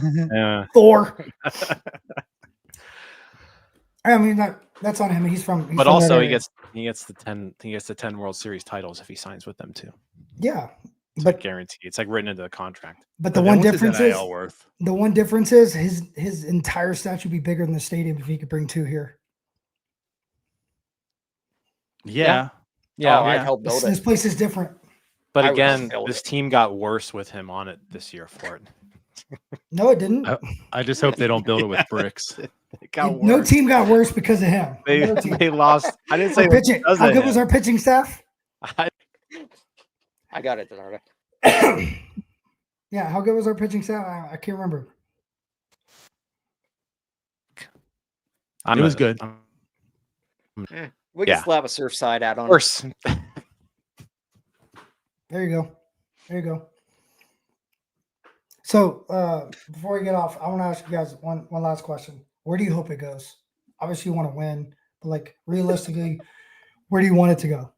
Jim's original first point of what we do. No, like, But that ain't happening. all right, then Yes. build it yourself. All right? Build your roster real quick then. I don't get paid. I think you got to Yeah. make a bunch of very good, well executed trades. Yeah. Do Because you I don't think go- you're bringing. Yeah, I agree. I don't think you're bringing in impact talent off the free agency market. Like it's just not going to happen. And I don't think that's the way to go. Do you? Not unless Well, you're getting part of like it- not unless you're getting Kyle Schwarber, which let's face it, they're not. Like if you're getting one of the top guys, sure, it's the way to go. Like if they would have signed Manny Machado 8 years ago or whatever, or 6, like sure. But He'd be Manny Minato. Mm-mm. But if like I said, if you're trying to go after like those mid-tier guys, like it's just not worth it. Like the Anthony Santander deal didn't work. The Tyler O'Neill deal didn't work. Conforto deal didn't work. Like those guys, you're paying for what they did in the past more often than not than what you're getting in the future. Now, I still think you need to sign some of those guys at some point, eventually. But the way you get your value is through making trades like the Horwitz trade. Like go find that trade, but like 2 more, maybe make 1 more of those and then add in a couple guys who are like ARB 2 or ARB 3 who aren't going to sign an extension with their team. Their team isn't really going for it this year and they're looking to dump them. So like go to the Angels and see if they'll give up Taylor Ward. Go to the Phillies and see if they're ready to move Alec Boehm because Aiden Miller's ready. Like go and try to find I those want Alec Boehm. That'd yeah, be go really to good. try to find those ARB 3 guys out there who like aren't going to get an extension. but they're good ball players, and the teams would be willing to trade them for prospects, which is what we've accumulated a ton of over the last 6 years. I like it. I agree with everything Jim just said, but also I think to add on to it, the bullpen was really good, but you just solidify the bullpen completely.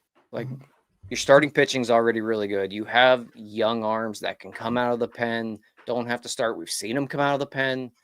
We've talked a little bit about not so much the piggybacking, but also kind of piggybacking, honestly. What'd you guys think about that? I love It it. worked. It worked. I didn't like the I back hate and it, forth and it that worked. much. I Didn't don't like the back and that forth, either. but I did like it in general.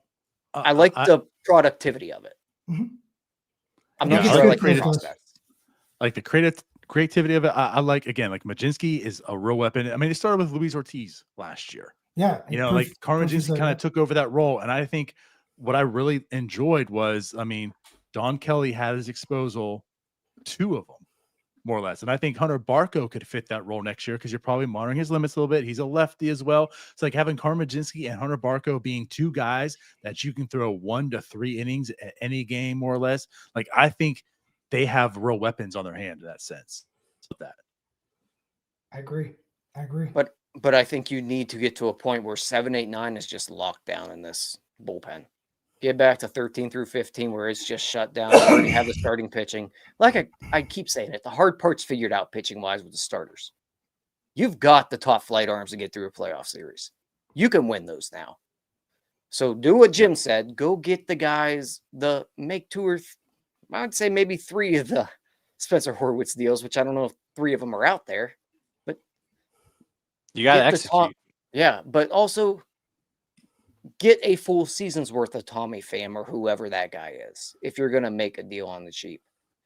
If you're going to get a bat, you need at least the league average bat. You can't have April and May version of Tommy Pham. You need June beyond. So do all that, but also really lock down that bullpen. Make sure that it's Shark Tank all over again. And once you get through the 6th inning, we're going to just step on your throat. I agree. You want to know my thought? What would you do Yes. for it? I'm going to start catching. I get a veteran, like a Grandal, not assuming he's going to make the team, but he wants to be a part of something big.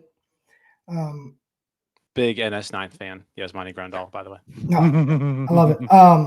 I love the fact that you brought up the bullpen. I'd solidify it. I'd definitely get a setup guy, and make the decision if you're going to keep Santana as the closer or not. I do like his personality back there and whatnot. But if Nicholas could step up or one of these guys, I think Jones could possibly be the closer of the future in my mind. That's where I put him. So who could play the role to teach him the way? I would sign Kutch back in a loud way and say he's going to be the heir apparent pass of the torch to Connor Griffin. Connor Griffin make my open day roster. If they're going to platoon Horowitz, I find a right-handed bat that actually is platooned before, not a minor league guy. That's the money I spend there. And then I find 2 veteran bats, depending on, to your point, who do we go trade for? So if we're getting a third baseman, do we trade Tamar, Nick Gonzalez, like some of the people that are Jack Sawinski, guys that, if they get a new uniform, guys, people want to take a risk on. People called on them. I know that for a fact. So it's like trading those guys that need new face, new chance to the same thing. Like, what do we need? Like, if we're going to take a bad third baseman defensively, is that okay? Or do we take an Alec Bohm? I love that idea because it's a right middle area. The floor is high. I like the floor is high, right? He's going to hit 270 to 285, 8 to 9 homers, but he hits line drives, has good at bats. That's what we need more of in our Spencer Horwitz on both corners for me. So that's what I would do. And I would sign a veteran, not a Heaney, but I would go get a 5th starter. And whoever we need goes in the bullpen, because the reality of it is how talented we are. We don't have the innings to go into the postseason with those young guys. So bringing in a veteran arm, and my thought is like a Max Scherzer, somebody that is a psychopath that can pour into Paul Skeens and pour into these guys that may get some life back into them. Justin Verlander. It doesn't matter. Anybody that's big. You want another AJ Burnett. I know. I want somebody that can come in and be a voice. What about like here's my guy for that, Yeah. and it's a lefty because they could use a lefty. I think. Oh, please say his name. Coming off bounce back season, kind of got injured. Nestor Cortez. I love that. He's perfect. He was a pick for me last year. Go get him. Because yeah, you're right. Like, and if worst case scenario, this guy had to fight his way to the big leagues, he'd be great in the bullpen. And we need another lefty in the bullpen because we can't have everyday Evan throw, right? And I do like what they've done with the bullpen, but that's building options for me. And I love Cortez. I think a lefty would be great. Or go back out and I think Tyler Anderson's deal's up. Like, get something different, but somebody that is a competitor that's shown that I can pitch, I can win. Yeah. Because I think that's really important because we just need – I think Heaney was a great sign. Obviously, he faded at the end. I think he got tired of what the organization was doing and how it was doing it and didn't understand it, and he kind of let it all fall out in front of him, which I don't think that's a good thing either. But I think signing a guy and saying we're trying to go for it, and you're going to be around some of the best pitchers on the planet. You want in? They're going to say yes because that's where a free agent wants to come. Everybody wants to come here, free agents wise, and whoever Paul Skeens picks as his pitching coach, it's going to help the fact. I mean, that's what I'd be like, Paul, Keller, Bubba, you guys, what do you guys think? And they're all just going to pick Skeens, right? What would you do? That's what I would do. That's how you sign a Paul Skeens in my mind. You make it, say, what do you need? What do you want? How are we going to win? You're part of it. So I do think there are moves to be made to make the 2026 Pirates competitive. Like, I don't think all is hopeless. I think it's going to take shrewd general managing. Like, you're going to have to execute some trades. Like, and that I think that's where I'm very skeptical going into this offseason, is because I've not seen the man in charge be able to do those things consistently. But I think it's possible. What would it take for you to be able to see? Like, what would it be for that to be real for you? I'd have to see him acquire some real actual Major League Baseball players. I like it. Dude, it's fun deep diving with you guys. Yeah. It's more real talk. It's going to be interesting. It's fun having you on too. Yeah, I appreciate it. It would. I don't get to do this as much, and the realness of me is I want the city to have a winner. I want it more than ever for Kutch. If Paul Skeens is ever going to stay, it's going to be if we're winning. And I don't know which route they choose. I think there's a lot of different options, but I think it starts with who do they want to be. That's one thing that's not being answered. Like you can win as the Brewers. We've seen that. You can win as the Reds. We've seen that. You can win in a lot of different ways. It's but you got to define what you want to be. And we have to decide if we're going to be Pirates, right? Are we going to go get a Palacios? I think our team would have been better with Palacios this year. We need to figure those things out. And that's the bigger questions for me is who do you take the risk on and who do you drop? Say, hey, that guy's a Pirate. I want that guy over here. They need more Nick Solaks, in my opinion. Good Lord. And we're done. I appreciate you coming on. Yeah, that would end the conversation for me too. Yeah. Yeah. Wow. We're done here. Wow. Jim knows how to ruin everything. Have you guys heard anything about the hiring? No. Have not. Have you? Sounds like you may have. Nope. Oh, yeah? No, I Do haven't. you not trust me? I honestly have not heard a thing. We'll find out. I mean, I've heard other things from other organizations. They're zip tight right now. Yeah. I don't even know who they're bringing in or who they're interviewing or anything. So yeah, I do have a couple of names I wish they I hope they're considering. So do you guys? You guys thought about it? I have not. I really haven't thought about it. No, I have not haven't dived either. deep into that. You guys aren't real Pirates people. We're not. Mm-mm. We're not. Yeah. Yeah. We're very casual. Yeah. Yeah. I could You guys tell. ready to jump on a plane to go to Arizona tomorrow to watch a bunch of minor leaguers play baseball in October? Is that tomorrow? Yeah. I got a flight here in about 7 hours. Well, hey, you guys enjoy it. That some of my best memories. I got married 4 days before the fall league. Went out there, and it was some of the best days of my entire baseball career. So it's a blast. Nine home runs and 93 plate appearances for it. Bushes. What happened after that? I don't know. I don't know. It's that No, desert bro, air. you're cooking out there. Yeah, you sometimes you just get hot and you get hot, and I got hot. We're a good team, won a championship. You should look at the team. Sean Doolittle's hitting fourth. I think Sean Doolittle hit third. I hit fourth. Donaldson hit fifth. Obviously, No, Doolittle was this didn't. like 2011? I wish I was that young. It's 2008. 2000. Did you guys win the championship that year? Yep. I got the What ring to team did prove you it. play for? What team did you play for? Desert Dogs. Okay. So that's Eric Young was the MVP, I think, or Tyler Flowers. Glendale, hmm the land of your people. Yeah, look at the pitching staff. All right, the 2008 Glendale Andrew Desert Bailey. Dogs. Andrew Bailey, I Max played- Scherzer. Oh, damn. I Sure. played Yeah, with it. Scherzer was on that team. Okay.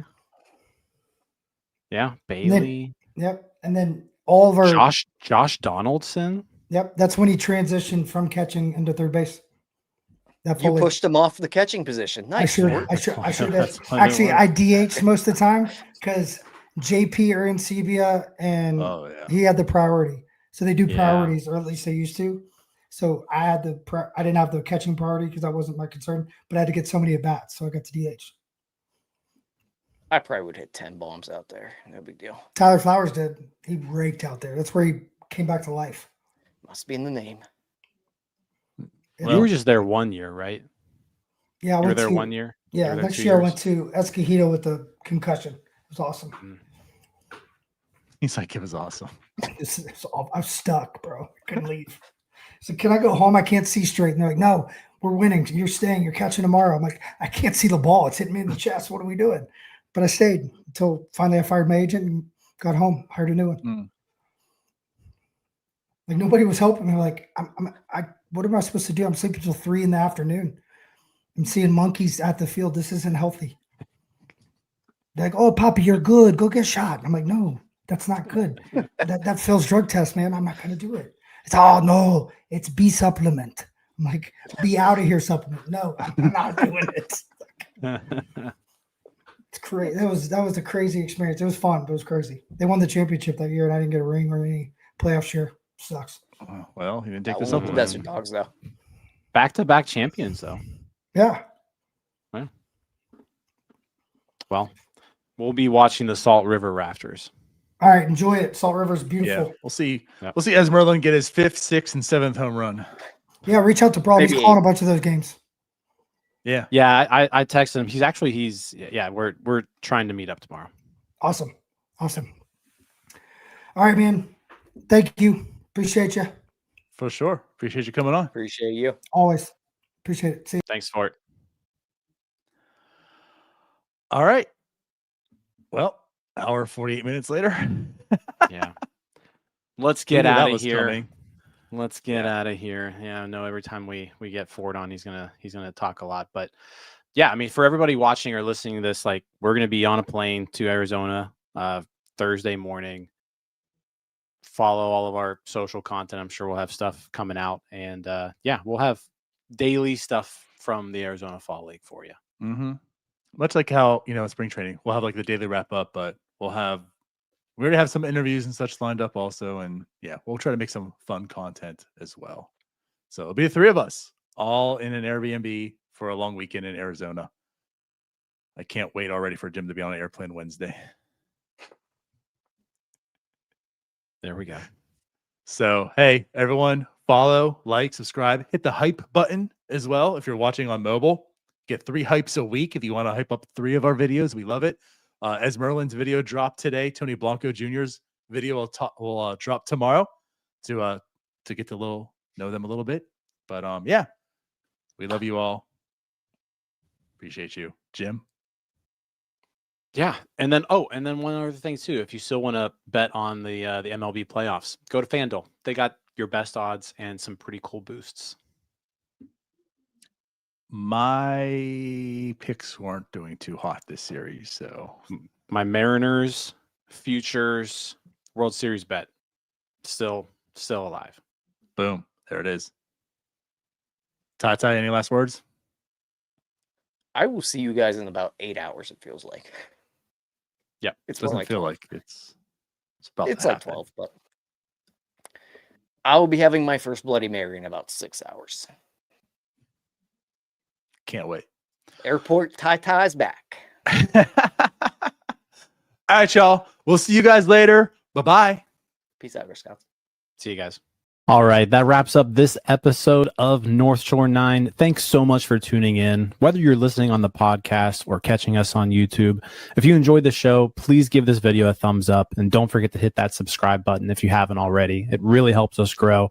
And if you're listening on the podcast, a quick review goes a long way in helping others find the show. Plus, be sure to tell a friend about us. There's always room for more here in the NS9 community. And for those looking to support us a little more, consider joining our Patreon, become an MVP member, and get exclusive perks while helping us continue to bring you more of the Pirates content you love. Thanks again for all your support, and let's go Bucks.